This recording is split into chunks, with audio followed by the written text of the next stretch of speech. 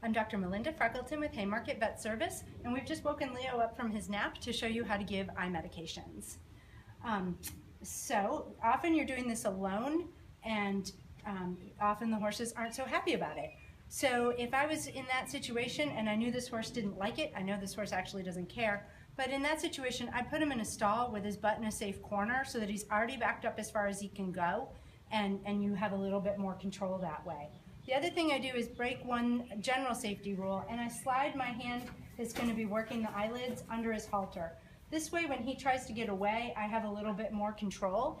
I also have this hand flat against his head at all times, so if he flings his head at me, I'm defended and I'm not going to get his face into mine.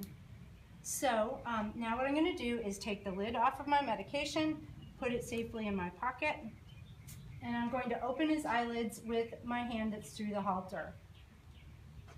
You're going to have to push a little more firmly than you might expect, and then open, sticking your finger into this little fold, pulling them both open nicely. So now you have this little trough along the bottom that you can put your medications into, or just right into the corner of the eye is your safest location. You don't have to spread it across his eyelid because his eye blinking is going to do that for you. And that keeps the tip of the tube safely away from the eyeball. The most common thing people are worried about is that as the horse moves, they're going to poke the horse with the tip of the medication tube. And there's a couple of protections against that. One is I'm holding this tube very much like a pen or a pencil with the edge of my hand against his face.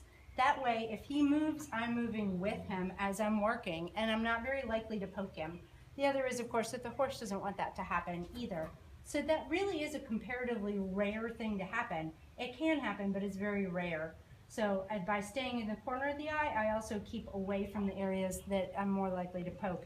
His blinking action will take the medication all the way across the cornea to almost any place he could need it.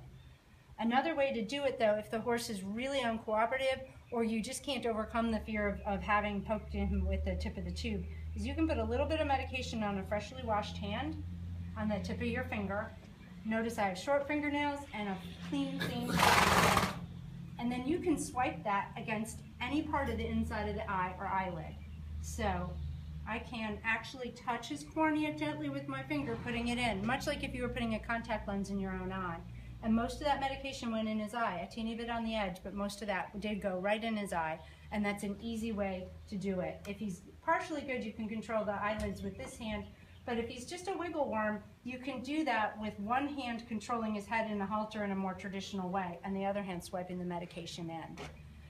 If you have questions or difficulties, talk to your vet, though. You don't want to miss doses of eye meds.